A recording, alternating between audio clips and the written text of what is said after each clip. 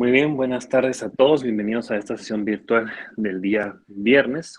El día de hoy vamos a hablar de síndrome nefrótico y nefrítico, que pertenece a glomerulopatías. Obviamente, las glomerulopatías es un espectro heterogéneo de múltiples enfermedades, ¿verdad? De diferente etiología, cada una con un matiz diferente. Y abordar todo esto nos tardaríamos fácil 2 semanas, sin mentirles, ¿verdad? Entonces lo vamos a hacer un poquito más simple. Vamos a hablar de síndrome nefrótico y nefrítico, ya que muchas patologías caen en estos dos síndromes y de hecho las patologías más comunes que ustedes van a ver caen en esta clasificación. Entonces, de esta manera va a ser para que ustedes lo entiendan un poquito mejor, porque yo sé que leer este tema es pesado. De hecho, de nefrología es uno de los temas más complicados junto con tubulopatías, que es otra situación, ¿verdad? Entonces, vamos a hacerlo de manera, ¿cómo se llama? Un poquito más práctica, más sencilla, para que a la hora de repasarlo, de estudiarlo, pues no sea tan complicado. En esta ocasión lo voy a apoyar yo y me va a acompañar también la doctora Verónica Decker. Así que vamos a comenzar. Siguiente diapositiva, por favor, Verónica. Muy bien. Entonces vamos a comenzar con el primero síndrome nefrótico, que tal vez es de los más conocidos. Continuemos.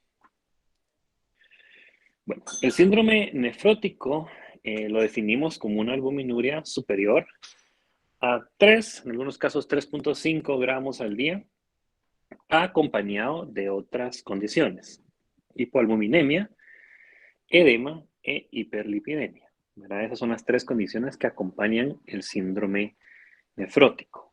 Obviamente estas condiciones tienen que cumplirse todas para catalogar un paciente con este síndrome y en algunos casos incluso puede haber también hematuria. Antes se creía que, digamos, síndrome de nefrótico no da hematuria y nefrítico sí, ¿verdad? Ya se sabe que un síndrome nefrótico también lo puede dar en muy contados casos y con algunas circunstancias especiales, pero para que no se vayan con la cinta de que si es hematuria, entonces no puede ser nefrótico, en algunas raras ocasiones puede ser. Sí, la gran mayoría de veces no va a haber hematuria, solo van a haber estos cuatro componentes. Continuemos. Bueno, con respecto a la fisiopatología, ¿verdad? Ya que se van a perder proteínas a través de la orina, en específico la albúmina, que es lo que nos interesa. Y todos sabemos que la albúmina es la proteína principal del cuerpo, la que transporta un montón de moléculas, un montón de medicamentos, y es la que realmente nos va a dar lo que es la presión oncótica. Entonces, ¿qué pasa? Al excretar albúmina por la orina, va a disminuir la presión oncótica y va a haber una depresión del volumen intravascular. Entonces, recuérdense que al hablar de presiones, recordando un poco de fisiología, para que haya un balance, un equilibrio, tiene que estar la presión oncótica, la presión hidrostática, ¿cómo se llama? Balanceadas, ¿verdad? O sea, tienen que, por así decirlo, producir fuerzas similares para que el líquido, ¿cómo se llama? Intravascular se mantenga ahí, ¿verdad? Que no se pierda, pero tampoco que aumente. Ese es el fundamento de un montón de patologías, obviamente no solo de esta, pero estas dos presiones son las que nos interesan. Entonces, ¿qué pasa aquí? Como solo una se va a modificar, que va a ser la presión oncótica, la presión hidrostática va a seguir igual. O sea, eso no va a cambiar. Entonces va a haber fuga de líquido, ¿verdad? Y eso es lo que le va a producir el edema.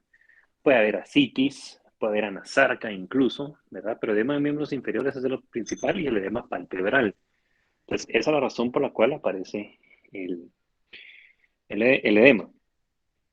Entonces, como se está perdiendo el líquido, va a haber una baja perfusión a nivel renal. O sea, el riñón no va a recibir la cantidad de sangre suficiente para lograr los procesos fisiológicos. Entonces, ¿qué pasa? Va a empezar a activar todos los sistemas hormonales, todo el eje que ya, como se llama, han visto anteriormente. Entonces, esto va a producir que se retenga más líquido, ¿verdad? Con consecuente, bueno, al revés, que retenga sodio y por consecuente líquido, ¿verdad? Y que esto contribuya todavía más a todo el cuadro clínico, ¿verdad? Entonces, este es obviamente un resumen de lo que es la fisiopatología de esta enfermedad. Siempre es bueno conocerla. Obviamente, ya más adelante, ¿cómo se llama? Es para que ustedes entiendan cómo se produce esto y también cómo las enfermedades que vamos a ver llegan a producir esto. Siguiente. Bueno, para el diagnóstico de síndrome,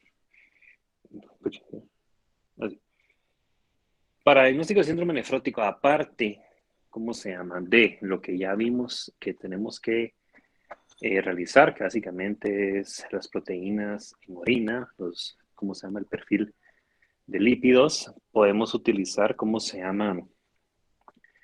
Otras herramientas diagnósticas para determinar la causa. Recuérdense que estamos hablando de un síndrome, ¿verdad? Estamos hablando de que algo está produciendo estas alteraciones, no es una enfermedad como tal. Entonces nosotros cuando detectamos el síndrome nefrótico con estas características que hablamos al principio, entonces tenemos que ir a buscar qué lo está produciendo. O sea, no solo quedamos a síndrome nefrótico y se acabó, no, tenemos que ir a buscar, ¿verdad? Entonces, obviamente podemos ir a buscar lo más fácil, diabetes, ¿verdad? Ya una diabetes que no esté bien controlada. Podemos ir a buscar enfermedades de la colágena, podemos ir a buscar enfermedades autoinmunes, podemos ir a buscar enfermedades infecciosas, ¿verdad? O sea, un gran número de enfermedades que podemos buscar que puedan producir esta situación.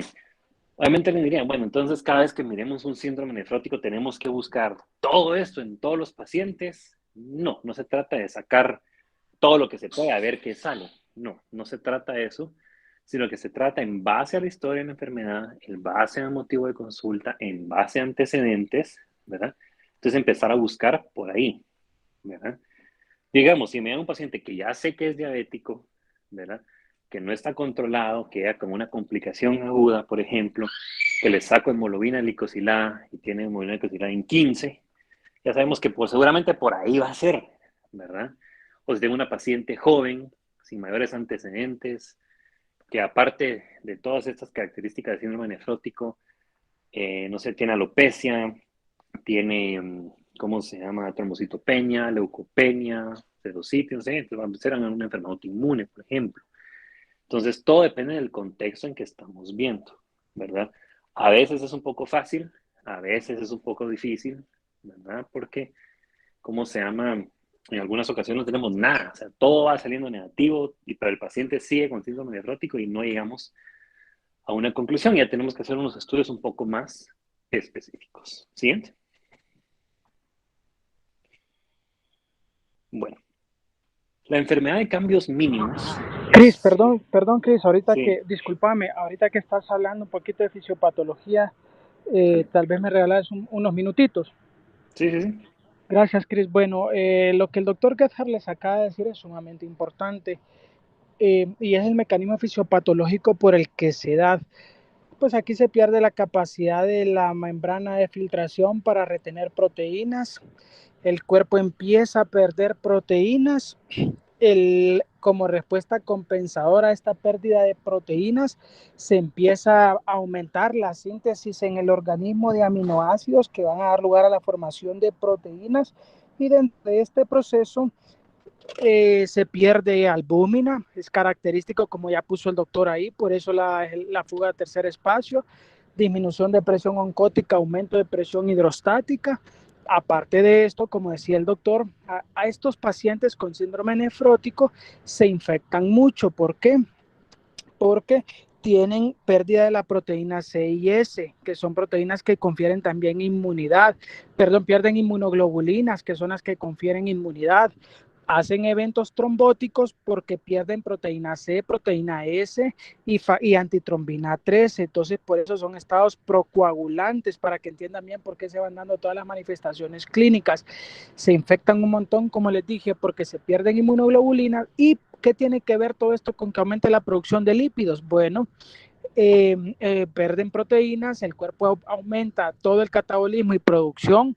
Dentro de esto el cuerpo no es capaz de eliminar, de diferenciar, y lo único que el riñón no permite que se filtre son los lípidos. Estos sí permanecen porque tienen un peso molecular demasiado alto. Entonces el cuerpo piensa que está perdiéndolo por la pérdida excesiva de todo tipo de proteína y lípidos, pero estos en realidad no se pierden y el cuerpo cree que sí lo está haciendo y aumenta la producción. Pues por eso se va para arriba la cantidad de lípidos en estos pacientes, ¿verdad? Solo para apoyar un poquito al doctor Gebhard en el aporte que está haciendo a la clase. Gracias, Cristian, para nada más profundizar un poquito en la fisiopatología y ya para que tú les puedas hablar de las patologías. Te agradezco el tiempo. Al contrario, muchas gracias por el aporte, doctor Velázquez. Muy bien. Continuando entonces, la enfermedad de cambios mínimos, ¿verdad? Es una condición que particularmente en niños es la causa principal de síndrome nefrótico, ¿verdad? En adultos no es una causa muy común, son más comunes otras que vamos a ver más adelante, pero en niños, cuando miren un síndrome nefrótico, es lo primero que hay que pensar, enfermedad de cambios mínimos, ¿verdad? En esta realmente no hay una lesión tan característica, ¿verdad? Cuando se realiza el examen microscópico, ¿verdad? Y no hay depósito de anticuerpos, otra cosa tan característico o evidente como en otras enfermedades. En la enfermedad de cambios mínimos se va presentando un paciente que empieza con edema, miembros inferiores o edema palpebral, son pacientes, digamos, que se levantan y no pueden ni abrir los ojos por la acumulación de líquido que hay a nivel del párpado, ¿verdad? Y con el avance del día, pues esto va mejorando. Son pacientes que, vamos, si se acuestan, me recuerdo que tuve una paciente así, si se acuestan por el movimiento del líquido, cuando se levantan quedan marcada la piel, ¿verdad? Piensen en si en alguna vez se colocaron un pantalón muy apretado y cuando se lo quitan queda así marcado, ¿cómo se llama? El área del cincho y todo eso, va igual queda en esta patología, ¿verdad?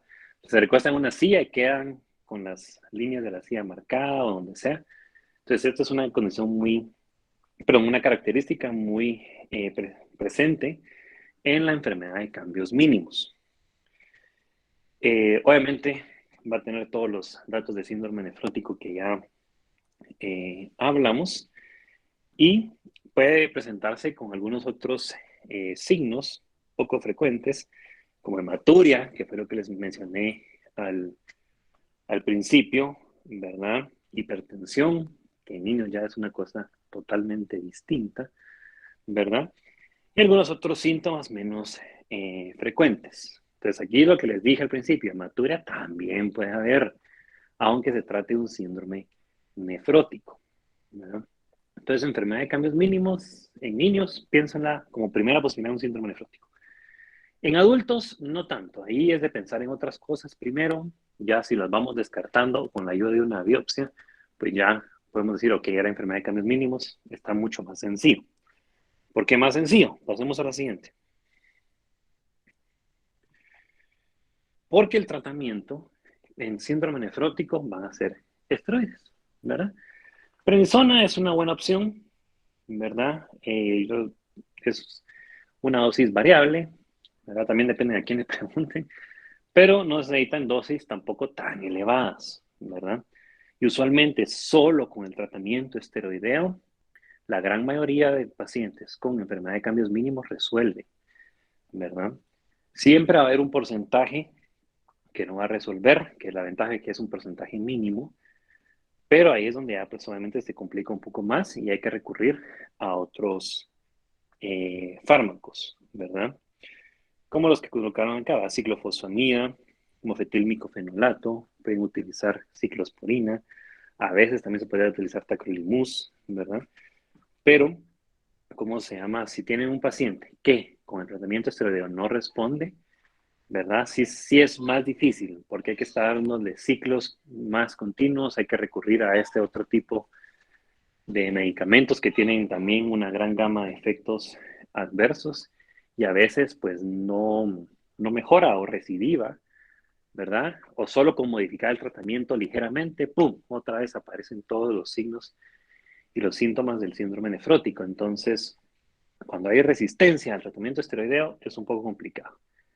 Pero cuando no, que la gran mayoría, que es la ventaja, es fácil. Dan tratamiento, resuelve rápidamente, ¿verdad? Y ya se acabó el problema. Como ya vimos, no tiene tanta, ¿cómo se llama? Patología microscópica que se pueda observar. Entonces, esa es la ventaja. Por eso se llama enfermedad de cambios mínimos. Obviamente, en adultos, insisto, no es lo primero que debemos pensar, pero si al final lo confirmamos, el tratamiento va a ser igual. La prednisona, suficiente, y esperar que no tenga resistencia a los corticoides. Y si sí, pues obviamente ya tenemos que valorar otras opciones, que eso ya es más puramente de nefrología, que ahorita no vamos a profundizar más en esta. Continuemos.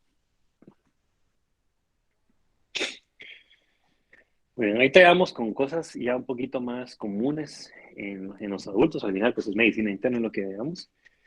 Y nos toca el tema de glomerulosclerosis focal segmentaria, ¿verdad? Esta, pues como su nombre lo dice, son cicatrices que abarcan, obviamente no la totalidad de los glomérulos, por eso se llama focal, y, ¿cómo se llama? Todos los datos de síndrome nefrótico. Ahora, ¿qué nos va a hacer pensar en que un paciente pueda tener esta patología? Bueno, aquí, como ya estamos hablando de enfermedades más comunes en el adulto, estamos hablando de infección por VIH, que sí puede dañar el riñón. Realmente el VIH tiene una gran gama de aspectos que pueden dañar el riñón y este es uno de ellos.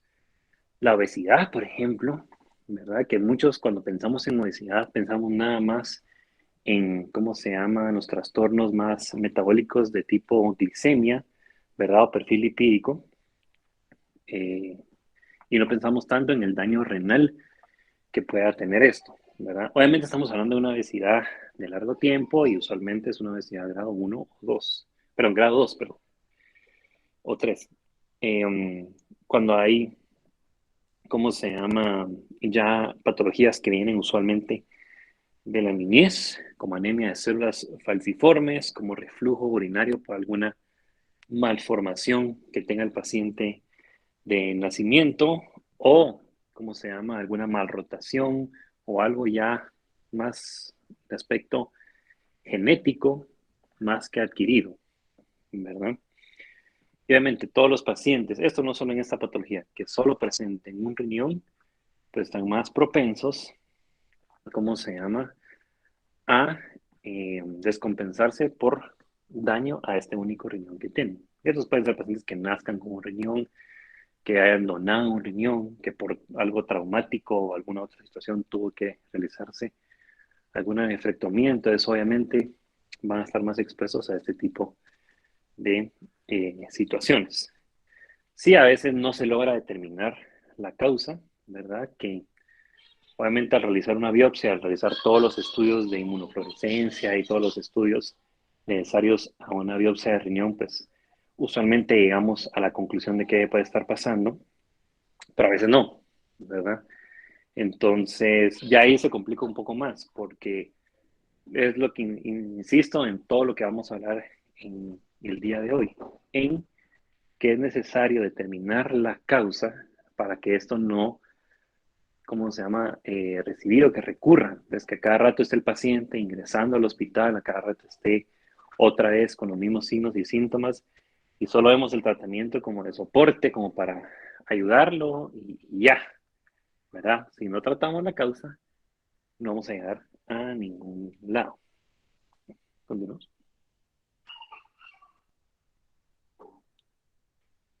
Bueno, obviamente los cambios de esta patología, como bien lo colocaron acá, son más notorios o pueden ser hallados más fácilmente en los glomérulos que están en la unión córtico-medular, ¿verdad? Obviamente también, como en todas patologías, siempre hay algunas variantes de la misma, ¿verdad? Y es lo que colocan aquí, que puede haber hipercelularidad, puede haber colapso, puede haber, ¿cómo se llama?, la lesión de punta glomerular, o sea, pueden haber otras variantes junto con lo que hemos hablado de esclerosis focal segmentaria, ¿verdad? Pero que no son tan frecuentes, por así decirlo. Pero se aparecen, a veces tienden a complicar un poco el tratamiento, son pacientes que no van a responder como uno idealmente quisiera, ¿verdad? Y obviamente todo esto tiene que ser con biopsia, ¿verdad? Mucha patología de tanto síndrome nefrótico y nefrítico, a lo que tenemos que recurrir es a la biopsia renal. Uno puede sospechar, ¿verdad?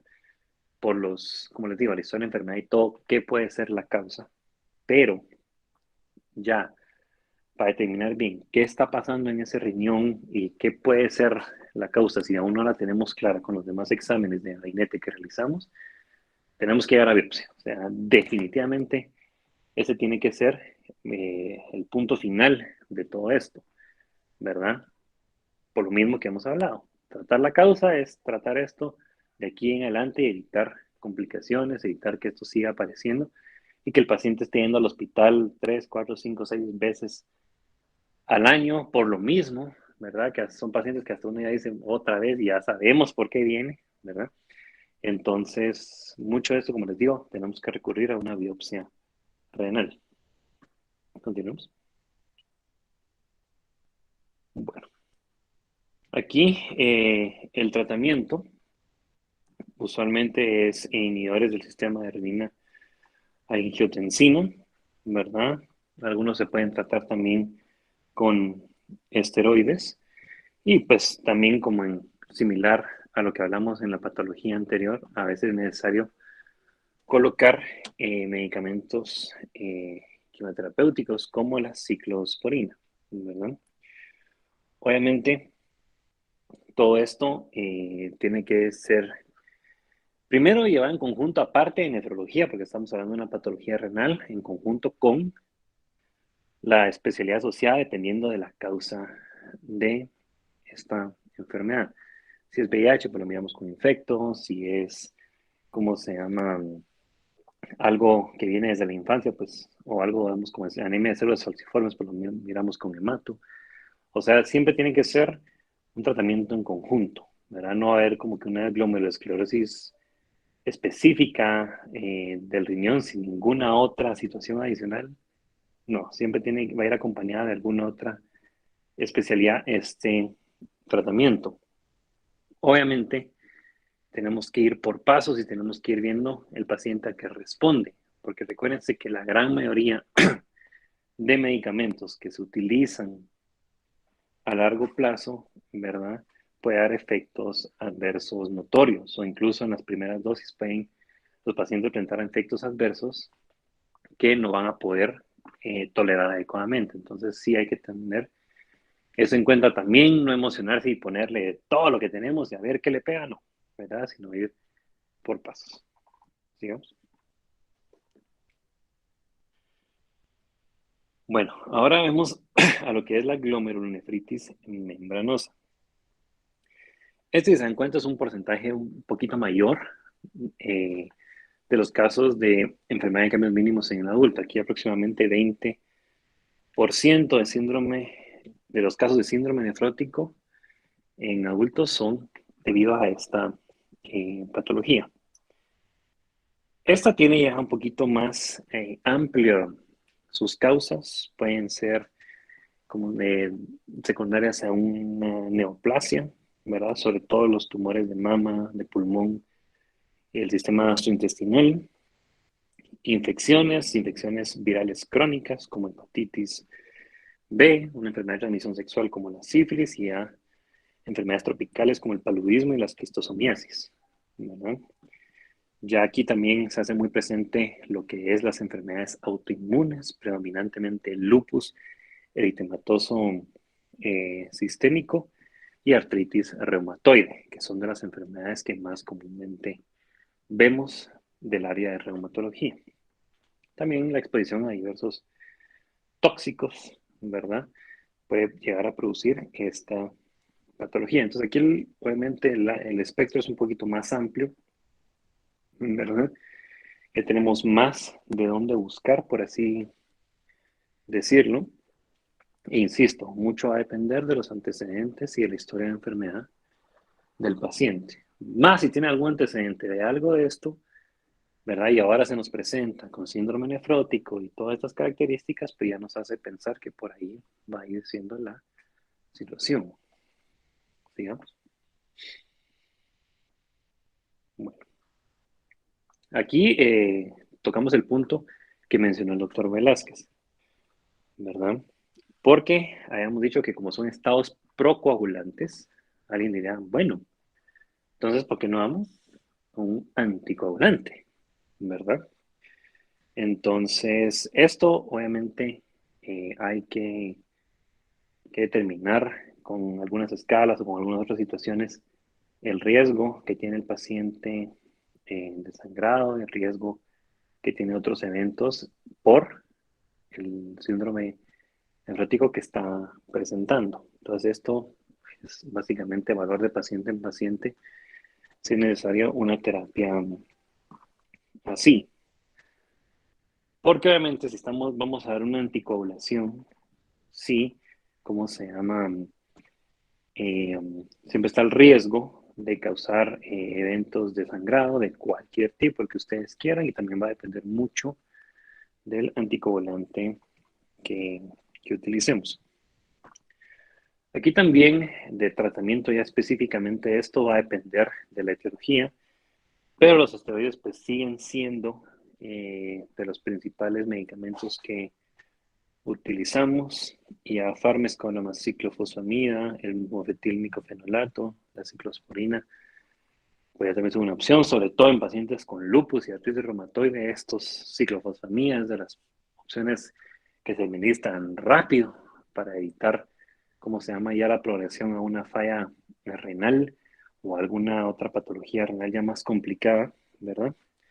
Rituximab, usualmente es cuando hay lupus o artritis reumatoide, más artritis reumatoide, que esto es un inhibidor de la CD20, es un anticuerpo monoclonal, aunque el uso de este para tratar este tipo de patologías no es muy común en nuestro medio. Más rituximab se va a utilizar para tratar la patología de base y ya, si tiene algo de esto, pues ni modo, se va a ir ahí también. Pero si no, se prefiere ciclofosfamida, que es la de predilección del área de reumatología. Obviamente hay que tratar, como en todas las demás patologías, los signos, por así decirlo, que da esta enfermedad. Hay que fundir el edema, hay que tratar la dislipidemia, porque eso en sí puede dar paso a otras situaciones adicionales, ¿verdad? Y la hipertensión sí está presente. Algo importante con el aumento de lípidos, ¿verdad? Y ahorita que estamos hablando de enfermedades autoinmunes, por ejemplo, no que sea específico de esto, pero que ahorita lo quiero mencionar, es que si ustedes miran un paciente joven, ¿verdad? Puede ser incluso hasta adolescente. Me recuerdo incluso de un caso que presentaron cabal de síndrome nefrótico, que, ¿cómo se llama? Llega y cuando le hacen los exámenes de laboratorio, tiene una dislipidemia o hiperlipidemia, piensen, ¿verdad?, en síndrome nefrótico, aunque el edema no sea tan evidente, ¿verdad? Aunque no haya síntomas de nada más, piénsenlo. Sabemos por qué un niño, un adolescente de 12 años, a menos que tuviera otra condición genética o una obesidad infantil, ¿verdad? Porque un paciente así va a tener triglicéridos elevados, colesterol, o sea, no va, ¿verdad? No va con la edad con este tipo de manifestaciones. Alguien ya, ¿cómo se llama?, de una edad más avanzada, de adulto o adulto mayor, pues sí, o sea, ahí sí ya puede tener un montón de otros factores, pero en niños no, ¿verdad? Entonces, siempre piensen en esto, ¿verdad? Cuando se encuentran en una hiperlipidemia o dislipidemia en pacientes adolescentes o niños, si fuese el caso. Recordemos que medicina interna, pues, mira pacientes de los 12 años que todavía son niños, pues, ¿verdad? Entonces, hay que tomarlo en consideración. Continuamos. Bueno, ya ahorita hablando de lo que es nefropatía diabética, ¿verdad? Esta, obviamente, se le atribuye a un gran número de pacientes que se presentan con falla renal. Se le atribuye a la diabetes que tienen de antecedente no controlada o controlada y que es de larga evolución, ¿verdad? La causa de una falla renal crónica, ¿verdad? Y cómo se llama, es muy importante porque los que están en servicio, sobre todo, y bueno, me imagino que también los que están en emergencia y los que están turnando, han visto que la gran mayoría de los pacientes que vemos son diabéticos o hipertensos, o las dos, ¿verdad? O sea, siempre en los antecedentes, ya cuando pregunto en el servicio, ya estoy esperando que me digan diabetes o hipertensión, ya así ya de fijo, porque es una patología que es ya muy frecuente en nuestro medio y lo malo es que es demasiado frecuente para, ¿cómo se llama?, de soportar la carga, sobre todo a nivel hospitalario, de las complicaciones de las mismas. Y aparte que los pacientes no, usualmente no están bien controlados. A veces es culpa de los pacientes, a veces no es culpa de ellos, ¿verdad? Que no solo es de que no se quieran tomar el tratamiento, a veces no pueden conseguirlo y un montón de otras causas. Entonces, ese es el problema, que llegamos a, pues ellos llegan a desarrollar una nefropatía diabética. Recuérdense que, ¿cómo se llama? La diabetes cuando se diagnostica usualmente ya lleva varios años de estar presente, pero como no da mayores síntomas al principio, ¿verdad? O el cuerpo logra contrarregular regular un poco lo que es la hiperglicemia, entonces no da mayores síntomas o pacientes no se chequean, piensan que los síntomas que tienen así vagos son por otra cosa, entonces lleva unos años, ¿verdad? Y recordemos que si bien la diabetes no en cuestión de semanas va a producir cambios renales, sí la puede producir en cuestión de pocos años, ¿verdad? Ya empezar a dar cambios renales, ¿verdad? Más si no se controla, esto va a avanzar más rápidamente y aunque esté controlada, recordemos que la diabetes inevitablemente avanza, aunque esté bien controlada. ¿Avanza más lento? Sí, pero avanza. Los productos de glicosilación avanzada y todas las alteraciones metabólicas que da la deficiencia o la resistencia a la insulina, ¿verdad? Entonces, invariablemente van a afectar al cuerpo, aunque esté bien controlado. Pasamos al siguiente. Bueno, algo que, ¿cómo se llama? Importante en diabetes y falla renal es que es muy fácil cuando tenemos un paciente diabético echarle la culpa a la falla renal o de cualquier manifestación renal que está teniendo el paciente a la diabetes. Uno dice, va, viene con falla renal, cáncer de sistema diabético, seguramente va a ser la diabetes. Y sí, un buen porcentaje de casos así va a ser, porque son diabetes que llevan 15, 20, 25 años, que no están bien tratadas, ¿verdad? Entonces sí, ok, seguramente va a ser eso. Pero antes de desarrollar una nefropatía diabética, el paciente tiene que desarrollar otra condición, que es retinopatía diabética. Si usted se encuentra un paciente con falla renal diabético o diabética, pero que no tiene retinopatía diabética, entonces piensen que esa falla renal no va a ser por la diabetes, va a ser por otra causa, que hay causas de falla renal crónica, eso ya es otro tema distinto, ¿verdad? Pero es lo que tienen que buscar, retinopatía diabética también, para echarle la culpa a la diabetes de la afectación renal. Sí, la gran mayoría de veces sí van a tener retinopatía diabética, tal vez no va a ser tan evidente y solo van a tener cosas como visión borrosa o diplopía, ¿verdad? Cosas así, pero ya es una afectación ocular. Entonces uno dice, ok, si tiene esto, seguramente la nefropatía, o perdón, la afectación renal también es por la diabetes. Y ya no hay que buscar más. Ya si no es así, entonces ya tienen que ver qué más eh, puede ser.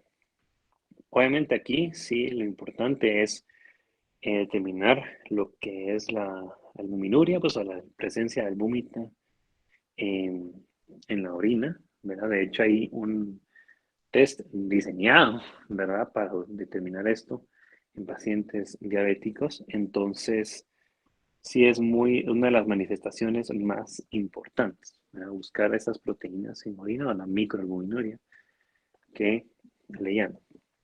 Continuemos. Bueno, aquí el Esta tratamiento, parte, Cristian, sí, sí, perdón, sí, dale, Cristian, dale, en esta parte adelante. para también complementar la parte del doctor Christian Gerhard. Recuerden que estos pacientes diabéticos, como ya dijo él, ¿verdad? Para que haya enfermedad renal ya debe haber datos de microangiopatía vascular. Estos pacientes, como están orinando mucho, tienen glucosuria, están perdiendo azúcar por la orina, pierden la capacidad, van lesionando la membrana del glomérulo, van lesionándola, van lesionando también los conductos fenestrados, los podocitos y la membrana. Hay una sustancia que se encarga de repeler a través de carga eléctrica la filtración de proteínas y esta se denomina heparansulfato. Los pacientes diabéticos que tienen glucosuria, que están orinando y orinando y orinando azúcar, el cuerpo va lesionando esta estructura que se denomina heparansulfato, por lo tanto pierden la capacidad para repeler por carga eléctrica a las proteínas. Al destruirse esta membrana que repele eléctricamente a las proteínas pasan libres a través de la membrana, a través del glomérulo renal, y es por eso que el doctor les está explicando que hay albuminuria y microalbuminuria, ¿verdad? Por la pérdida del heparansulfato. Como el doctor decía claramente, esta es una de las causas de síndrome nefrótico más comunes que existen. Es la más común, la principal causa de pérdida de riñón a nivel mundial es la nefropatía diabética. Entonces ustedes tienen que conocer bien esta nefropatía y es producto de esto, de la pérdida del heparansulfato, que es la sustancia que se encarga de repeler eléctricamente a las proteínas para que no se pierdan a través de la orina. Se pierde el heparán, se pierde la membrana esta y se filtran las proteínas. Todas las primeras que el doctor Gerhard mencionó, la enfermedad de cambios mínimos, que es más frecuente en niños y en adultos, son condiciones especiales como los cánceres hematológicos. Este sí es el síndrome nefrótico más asociado a los cánceres hematológicos, pero la enfermedad de cambios mínimos, la glomerulosclerosis focal y segmentaria, la glomerulonefritis membranosa, la membranoproliferativa y la mesangial, estos 5 son síndromes nefróticos primarios que son causados por diferentes mecanismos, ya sea actividad autoinmune, depósito de inmunocomplejos que alteran la función del riñón, por eso son primarios. Ahora bien, ahora los que el doctor les está diciendo, como la diabética, son síndromes nefróticos secundarios, es decir, hay una enfermedad de base que da lugar a esta enfermedad, ¿verdad? Entonces, para que también tengan la claridad en diferenciarlos, porque ya él muy bien les contó cuál era cada uno de los síndromes, ¿verdad? Gracias, Cristian. Muy bien, muchas gracias, doctor Velázquez, de nuevo por su valiosa aportación. Entonces, continuando con el tratamiento, realmente lo primero es controlar la glicemia, definitivamente, porque así evitamos que esto siga avanzando y siga empeorando. Definitivamente, como hablamos, aparte de la relación muy estrecha de hipertensión arterial y diabetes, la propia diabetes es un factor de riesgo cardiovascular, un factor de riesgo que va a dañar la arteria, ¿verdad? Por múltiples procesos, entonces sí hay que tener un adecuado control de la presión arterial, ¿verdad? Eh, como les digo, aquí realmente mucho va a derivar de estas dos situaciones, más del control de la glicemia. A veces ya los pacientes que tienen una nefropatía diabética, ya regresarlos a una función renal normal va a ser muy difícil, ¿verdad? Si no imposible, sino que se trata es con el adecuado control, con el adecuado apoyo del área de nefrología, evitar que esto avance rápido, ¿verdad? Evitar que ya se transforma en una enfermedad renal crónica o que sea el peor de los casos, una enfermedad renal terminal. Entonces, sí, aquí el control de estas dos entidades sí es muy importante para evitar el avance propio de la enfermedad, que como les digo, va a avanzar, eso es inevitable. O sea, el avance siempre va a estar, pero no es lo mismo, por así decirlo, que avance un paso al año que avance 10 pasos al mes, ¿verdad? Por hacerles una analogía. Entonces, eso es lo que uno quiere tratar a estos pacientes, evitar que lleguen a diálisis, ¿verdad? Algunos inevitablemente llegan a ese punto, otros se logran controlar bien, ¿verdad? Pero de eso se trata más que todo en nefropatía diabética. Se pueden dar algunos otros medicamentos como los que colocaron acá, pero mucho más va a ser de soporte. Bueno, continuemos. Si no estoy mal, aquí termina lo que es síndrome nefrótico. Creo que esta es la última diapositiva de esa área. Pasemos a la siguiente, Verónica.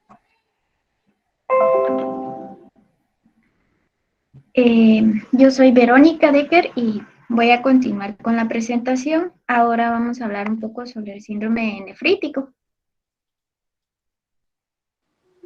¿El síndrome nefrítico qué es? Bueno, este se le denomina síndrome nefrítico a la presentación súbita de edema asociado con proteinuria, hematuria, hipertensión arterial y moderada reducción de la función renal, con oliguria que se observa en glomerulopatías con mecanismos inflamatorios predominantes. Aquí coloqué un cuadro en donde están algunas de las manifestaciones: hematuria, edema e hipertensión arterial. La etiología del síndrome nefrítico, yo encontré estas tres. Está la glomerulonefritis postinfecciosa. De estas, la postestreptocócica, encontré un artículo que decía que era la más frecuente del síndrome nefrítico. No sé si estoy mal.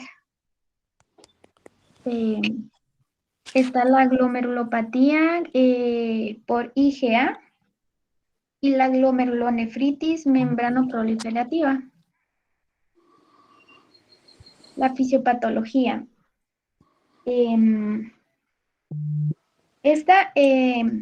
Hay distintos mecanismos de inflamación glomerular. Estos pueden ser inmunológicos o tóxicos e incluso infecciosos. Estos son responsables de la hematuria. Esta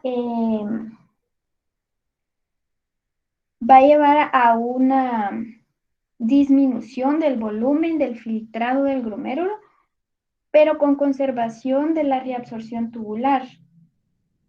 Distal del agua, o sea, va a haber una conservación de la reabsorción tubular distal de agua y sal, y que va a generar una oliguria. La retención de agua y sal, más otros mecanismos que se van a producir ahí, van a generar lo que es el edema en este síndrome. Y por otro lado, tenemos que la disminución que se da del filtrado glomerular y la reabsorción de agua y sal va a producir hipovolemia, que se expresa a través de una hipertensión arterial. Las manifestaciones clínicas. En este síndrome vamos a encontrar proteinuria con un valor de 1 a 2 gramos en 24 horas. Si se recuerdan, el doctor mencionó que en el síndrome nefrótico la proteinuria era de 3 a 3.5, perdón. Entonces aquí la proteinuria es un poco más baja. Hematuria con cilindros eritrocíticos. También vamos a ver piuria, hipertensión, retención de líquidos e incremento en la concentración de creatinina sérica, acompañado de disminución de la filtración glomerular. La hematuria y la oliguria y el daño renal agudo se van a manifestar en disminución abrupta de la tasa de filtración glomerular y la retención de líquido, que a la vez va a originar un edema y una hipertensión. La hematuria es microscópica en este síndrome. Habitualmente es de origen glomerular y con presencia de eritrocitos dismórficos y cilíndricos y cilindros electrocíticos, perdón. Las características de la glomerulonefritis clínica. Yo coloqué esta tabla que también está en el libro. Entonces aquí están todos los síndromes nefríticos agudos. Está la glomerulonefritis postestreptocócica. También, o sea, menciona los síndromes. También está la proteinuria, la hematuria y el daño vascular que va a presentar cada síndrome. Entonces, para que puedan tener un poco más idea, podrían ir al libro de texto. Ahora vamos a hablar sobre la glomerulonefritis postestreptocócica. Epidemiología de ella. Bueno, este es el tipo de glomerulonefritis proliferativa endocapilar aguda. Esta suele afectar a niños de 2 a 14 años, pero en los países en desarrollo es más común en ancianos. La frecuencia entre familiares o personas que viven con el paciente que padece esta enfermedad alcanza un 40%. Suele afectar o ataca con mayor frecuencia a varones.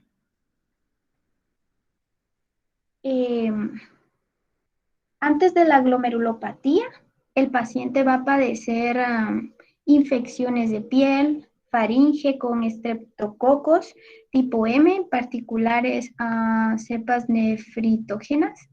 En el impétigo se va a identificar los tipos M47, 49, 55, 2, 60 y 57. Y en la faringitis los tipos M1, 2, 4, 3, 25, 49 y 12. La glomerulonefritis del impétigo estreptocócica. Esta se suele manifestar entre 2 y 6 semanas luego de la infección de piel y entre 1 y 2 semanas después de la faringitis. En esta nefritis, la biopsia muestra una hipercelularidad de células mesangiales y endoteliales. También muestra un infiltrado de polimorfonucleares en los glomérulos, depósitos inmunitarios granulosos en el plano subendotelial de IgG e IgM. Esta suele ser una enfermedad por mecanismos inmunitarios en los que intervienen supuestos antígenos estreptocócicos, complejos inmunitarios circulantes y activación del complemento junto con una lesión mediada por células. Las manifestaciones clínicas comprende nefritis aguda con hematuria, piuria, cilindros eritrocíticos, edema, hipertensión, insuficiencia renal, oliguria que puede ser lo suficientemente grave como para llegar a una glomerulonefritis extracapilar proliferativa. Los síntomas generales. Aparte de estos síntomas, el paciente va a presentar síntomas generales como cefalea, malestar general, anorexia, dolor en el costado por edema en la cápsula renal. El 5% de los niños y el 20% de los adultos van a padecer proteinuria dentro de los límites nefróticos.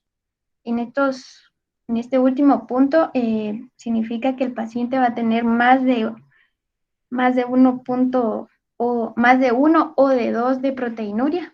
Puede presentar de 3 a 3.5. El tratamiento. El tratamiento comprende medidas generales como la regulación de la hipertensión, el edema y la diálisis según sea necesario. En los niños, la hematuria y la proteinuria desempeñan entre 3 y 4 semanas, desaparecen, entre 3 y 4 semanas después de que inicia la nefritis, pero de estos el 3 al 10% de los niños van a padecer hematuria microscópica persistente y proteinuria no nefrótica o hipertensión. Endocarditis bacteriana aguda. Bueno, aquí las comorbilidades más comunes son enfermedades cardíacas valvular, el uso de drogas intravenosas, hepatitis C y diabetes mellitus. La glomerulonefritis endocarditis bacteriana aguda, porque se necesitan de 10 a 14 días para que se produzcan las lesiones reguladas por el complejo inmunitario. Si la sintomatología inicial es de una hematuria macroscópica o microscópica, piuria, proteinuria mínima, lesión renal aguda o glomerulonefritis extracapilar proliferativa con pérdida rápida de la función renal. El tratamiento primario va a incluir la erradicación de la infección con antibióticos que van a tener una duración de 4 a 6 semanas. El organismo más común en esta afección va a ser el Staphylococcus. Ahora la nefritis lúpica. Bueno, como su nombre lo dice, esta es una complicación grave y frecuente que se da en el lupus eritematoso generalizado. Esta presenta su mayor gravedad en las mujeres adolescentes americanas de raza negra. De estos pacientes, se dice que del 30 al 50% van a mostrar datos de nefropatías para el día del diagnóstico.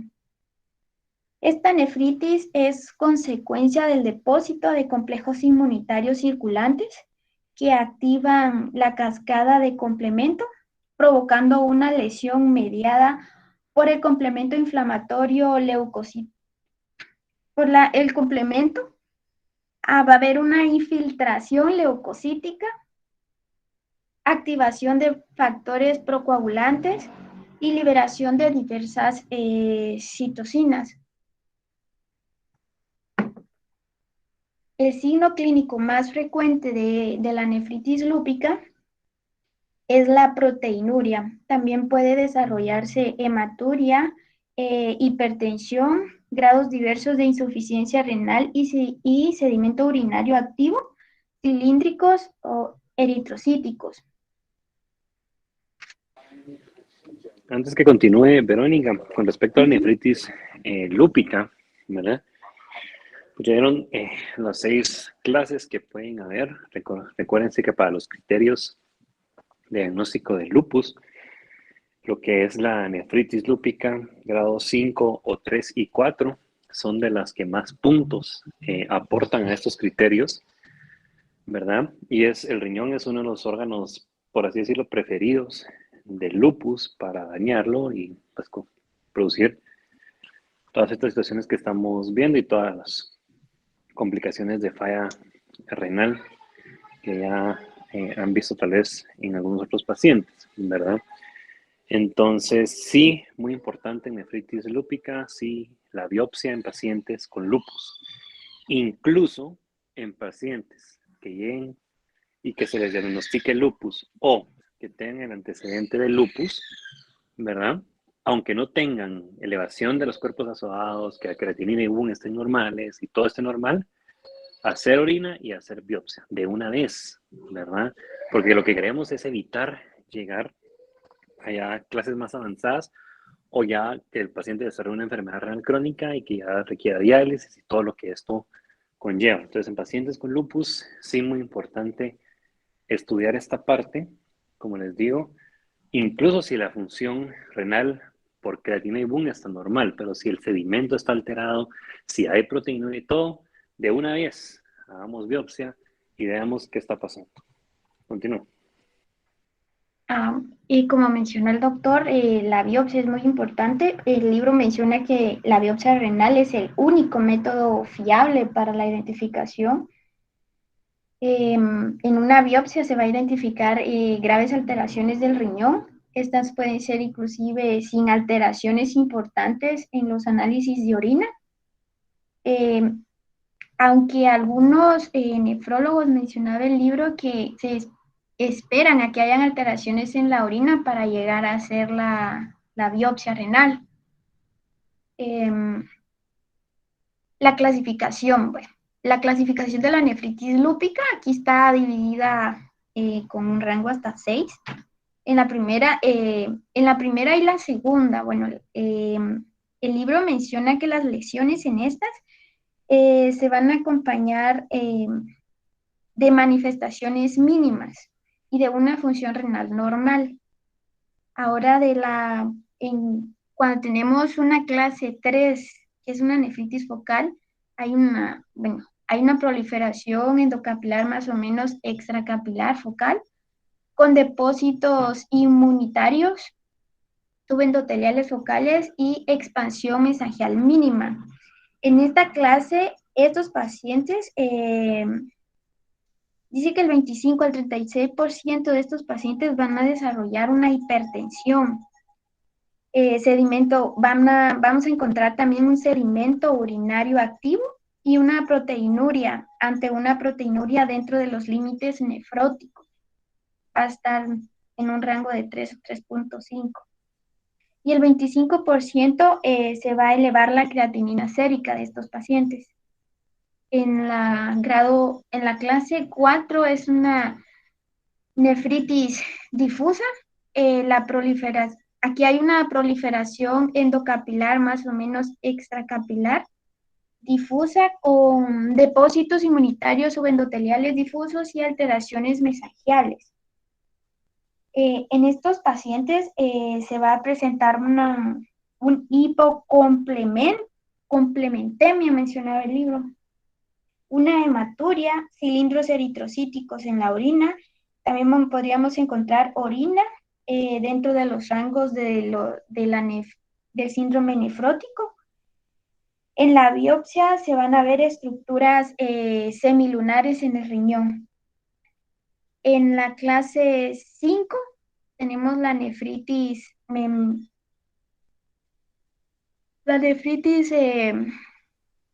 membranosa. Aquí vamos a encontrar un engrosamiento de la membrana basal con depósito inmunitario subendoteliales difusos, en el caso de las lesiones del caso 3 o 4, y a veces llamada nefritis membranosa proliferativa. En este caso, los pacientes tienen una predisposición a tener trombosis de la vena renal y unos cuantos manifiestan un inicio de hipertensión o disfunción renal. Luego tenemos la nefritis esclerótica. Aquí hay una esclerosis global prácticamente en todos los capilares glomerulares.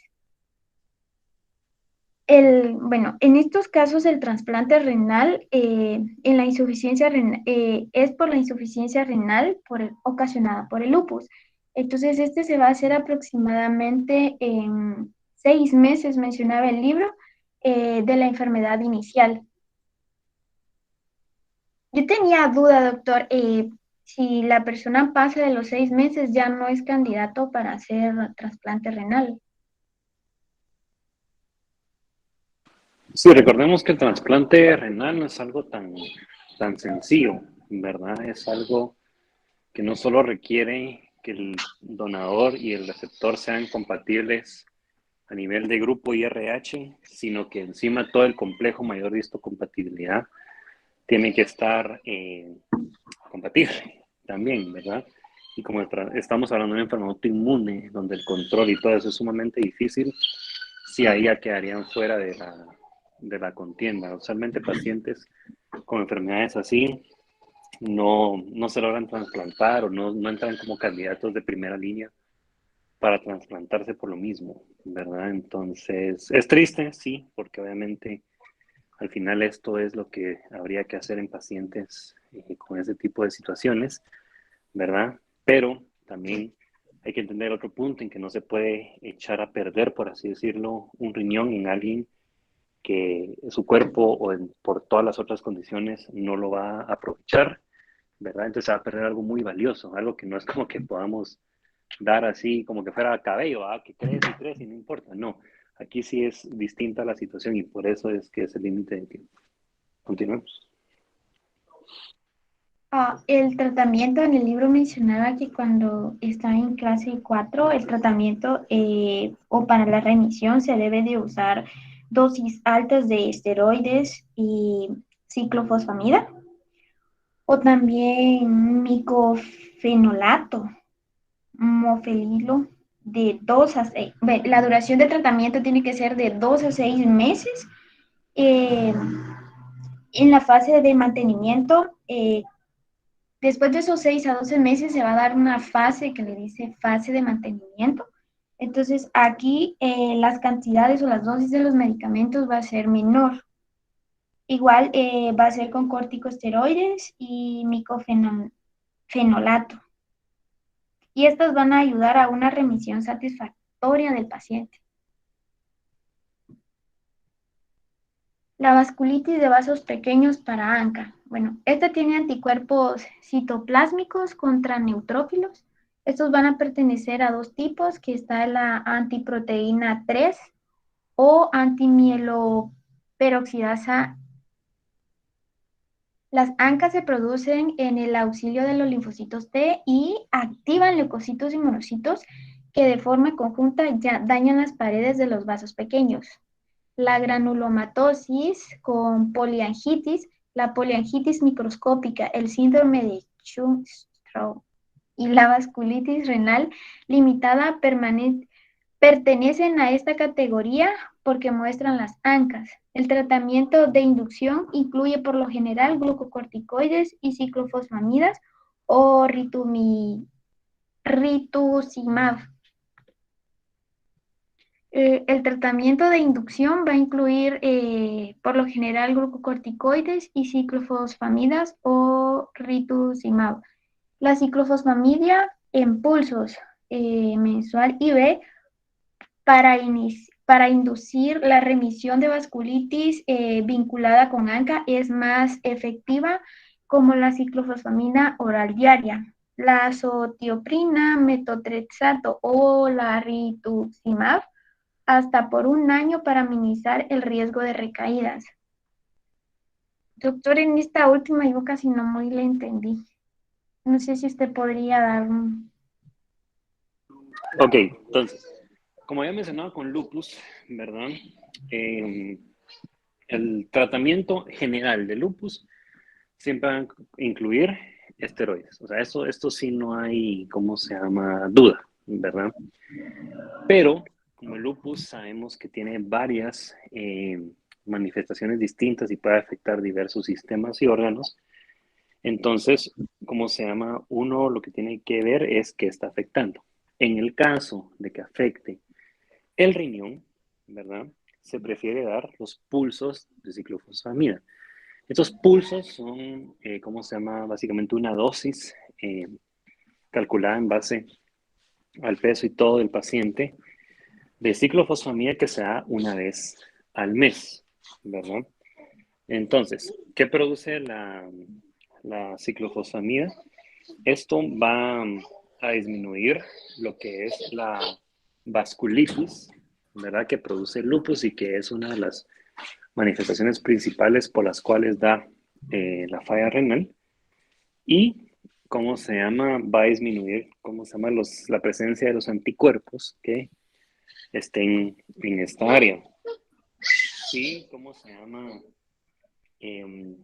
Se pueden dar otros medicamentos comunes en el tratamiento de lupus, como azatioprina, ¿verdad? Que este es un medicamento que se prefiere cuando el lupus da manifestaciones hematológicas. Metotrexate, que se prefiere cuando da manifestaciones de tipo articular, ¿verdad? O rituximab, que ya hablamos que es un anticuerpo monoclonal, que es pues, de las terapias que se utiliza actualmente. ¿Por qué se dan estos tres?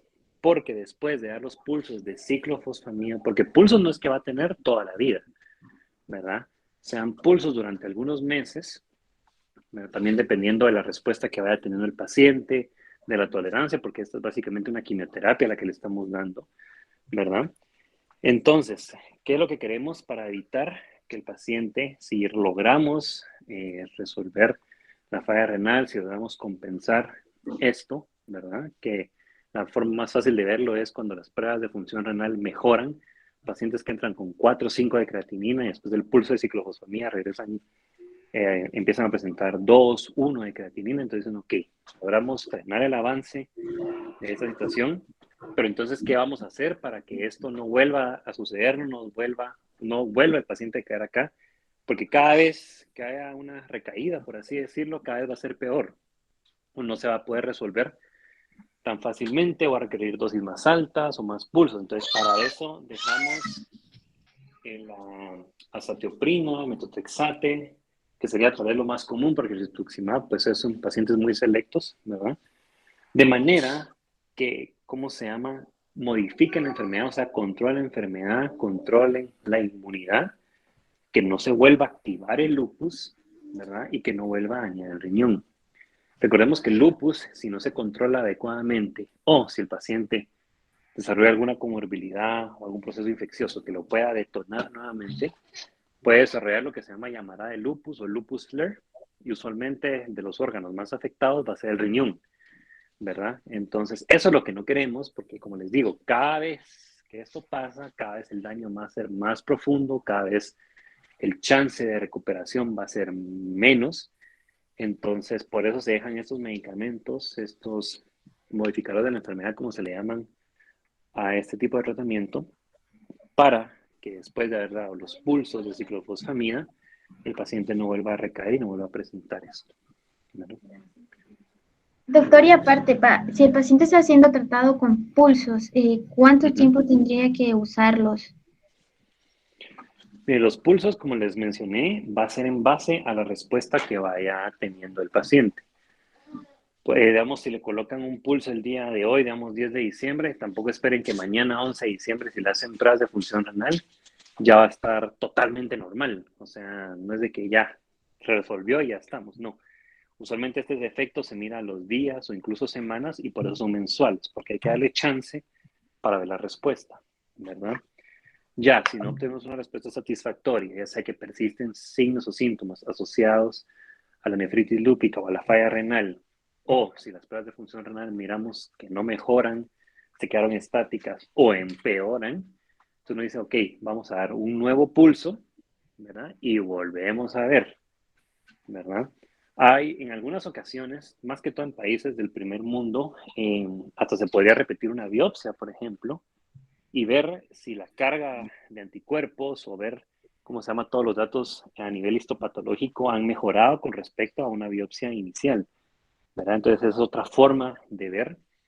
Tal vez, ok, decimos, bueno, tal vez las pruebas no han mejorado mucho, pero a nivel microscópico, a nivel histológico, pues sí hay un cambio. Entonces, si vamos bien, entonces continuemos, ¿verdad? Y ya el reflejo de esto en las pruebas de función renal, tal vez lo miremos más adelante. Entonces, mucho va a depender de la respuesta que vaya teniendo el paciente, ¿verdad? Pulsos de ciclofosfamida puede ser 3, 4, 5, 6, ¿verdad? Usualmente, ¿cómo se llama? Es medio año que están con pulsos, ¿verdad? De 4 a 6 meses, eso es lo usual. Y ya dependiendo de eso, pues vamos viendo, como les digo, con todas estas pruebas. También podemos utilizar cosas como seguimiento urinario o orina de 24 horas para determinar el efecto de esta terapia. No son tan exactos como la biopsia, pero por lo menos nos pueden dar una idea de si vamos en buen camino o no. Entonces aquí mucho depende del seguimiento que tenga el paciente. Ah, ok. Me surgió otra duda, doctor. Sí. Al paciente le hacen los pulsos cada mes, entonces antes de que, o sea, el paciente va a tener otro tratamiento en lo que se llegue el mes, o solo serían con pulsos que se estaría No. tratando. O sea, los pulsos de ciclofosfamida son específicamente para tratar esta condición en este tipo de pacientes, ¿verdad? Mientras se llega el otro pulso, recuérdense que hay que dar el tratamiento usual, por así decirlo, para el lupus, porque tenemos que controlar también el lupus, o sea, no solo es de controlar la manifestación renal, sino controlar la enfermedad como sí en total. Entonces, mientras se da el siguiente pulso, el paciente está con su terapia con esteroides, con su terapia con azatioprina, metotrexate, tacrolimus, mofetilmicofenolato, lo que ustedes quieran, ¿verdad? O sea, sigue con esa terapia hasta llegar al siguiente pulso de ciclofosfamida, porque esto nos va a ayudar a controlar la enfermedad, que no tenga ninguna reactivación del lupus, que es una condición muy frecuente, disminuir la carga de anticuerpos y por ende disminuir también todo lo que son los ANCAs y el proceso de vasculitis a nivel renal, ¿verdad? Entonces aquí es como atacarlo por dos frentes, los pulsos, ¿verdad? Que va a ser una dosis mensual y aparte el tratamiento continuo, ¿verdad? Ok, gracias. Y ya terminamos, amigo. Muy bien, muchas gracias, Verónica. Como les digo, este tema es un poquito extenso. Aquí se trató de resumir en las patologías más frecuentes. Esto es de ir a leerlo, ir a repasarlo nuevamente. Como les mencioné, es un tema difícil, no es un tema sencillo, ¿verdad? Incluso uno tiene que estar repasando, ¿verdad? Porque todas las enfermedades en este ámbito se parecen y al mismo tiempo tienen algunas diferencias características. Entonces, es algo que hay que repasar, ¿verdad? Algo que hay que estarlo continuamente leyendo. Como les digo, es una de las patologías renales o grupo de patologías renales más complicadas junto con las tubulopatías, pero tratamos aquí de colocarles pues lo que van a ver en el hospital, ¿verdad? Lo que realmente van a ver ahí y que van a tratar. Ya hay cosas que muy rara vez van a encontrarse y si no siguen medicina interna posteriormente, menos todavía, ¿verdad? Yo sé que el doctor Velázquez no me dejará mentir, hay patologías que uno ha leído o que se las enseñaron en la universidad o durante la formación de medicina interna que uno nunca ha visto y que saber si las va a ver, ¿verdad? Porque son ya patologías muy infrecuentes. Pero lo que les presentamos es lo más común. Yo para terminar, aparte de agradecerle a Verónica por la presentación, solo quería hacer una última connotación. Si un paciente, cuando le hacen orina 24 horas, o sea, para medir más específicamente proteínas, y tiene una proteinuria de más de 7 gramos, ¿cómo se llama? En 24 horas, ese paciente lo tienen que anticoagular, ¿verdad? Ahí sí es casi que necesario porque el estado procoagulante que produce esto, como lo explicó el doctor Velázquez, ¿verdad? Es muy importante. Pues ahí el paciente seguramente, ¿cómo se llama? Va a desarrollar algún proceso trombótico, alguna de estas situaciones que puede complicar todavía más todo el cuadro que ya está teniendo. Entonces, proteína mayor de 7 gramos, anticoagular. Ahí sí, independientemente de la causa y todo, obviamente habría que ver qué otras cosas pueda tener el paciente, pero si no, hay que anticoagularlo, ¿verdad? Porque el riesgo de eventos trombóticos es demasiado alto. Muy bien, no sé si alguien más tiene alguna pregunta o si el doctor Velázquez quisiera hacer alguna otra aportación al tema. Vamos a ver unos momentos. Gracias, Cristian. Gracias, doctora. Muy buena clase. Realmente lo que tú dijiste, enfóquese en los 5 síndromes nefróticos primarios, en los secundarios en hipertensivo diabético, enfóquense en nefritis lúpica y glomerulonefritis postestreptocócica, porque son los que comúnmente van a ver, como decía el doctor. El resto pues no va a ser tan frecuente que la nefropatía por inmunoglobulina A, que la inmunoticoide, que estas no son tan frecuentes, en las que les acaban de presentar los doctores, en esas enfóquense al momento de afianzar el conocimiento del libro, porque el capítulo en el libro también es bien extenso y es bien complejo de entender. Yo creo que la clase ha estado muy bien, ya la doctora también hizo bien su parte. Les pido a las personas, Cristian, que el listado que mandé al grupo, que están en mis casos clínicos y los del doctor Moreira, de ellos querer quedarse, que me regalen 10 minutos más porque necesitamos aclarar cómo vamos a trabajar los casos clínicos, ya que este miércoles con el doctor Gerhard decidimos no hacer casos clínicos para que ustedes puedan prepararse para su examen. Pero si vamos a, bueno, no sé si al final Cristian, este miércoles no, ¿verdad, Cristian? Quedamos que no. Pero al final, en enero vamos a arrancar y como Cristian y yo tenemos 2 estudiantes, vamos a tener que hacer prácticamente varios casos por día, ¿verdad? Entonces, por eso necesitamos que se queden y vamos a platicar. Cristian, gracias por el apoyo de la clase y por el trabajo hecho con la doctora. Bien, gracias, doctor Velázquez.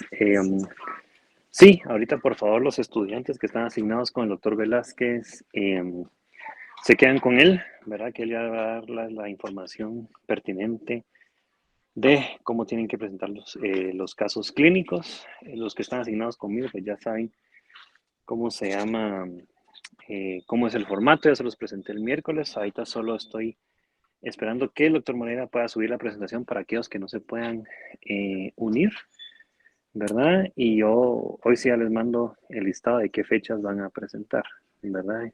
Ya, como le mencionó el doctor Velázquez, él ya le dará la indicación a sus estudiantes. Entonces, por favor, todos los que están conmigo ya se retiran de la sesión y los demás, pues ya, ¿cómo se llama? Se quedan con él. Yo lo único que vamos a hacer es vamos a tener la grabación aquí para que esta clase pueda ser subida y ya se queda el doctor Velázquez con los estudiantes para explicarles el formato de caso clínico que va a tener él.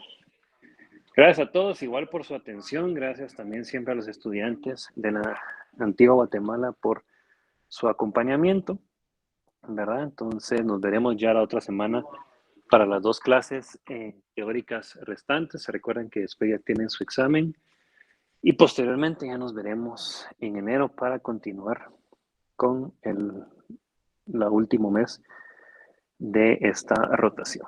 Que tengan todos una feliz tarde.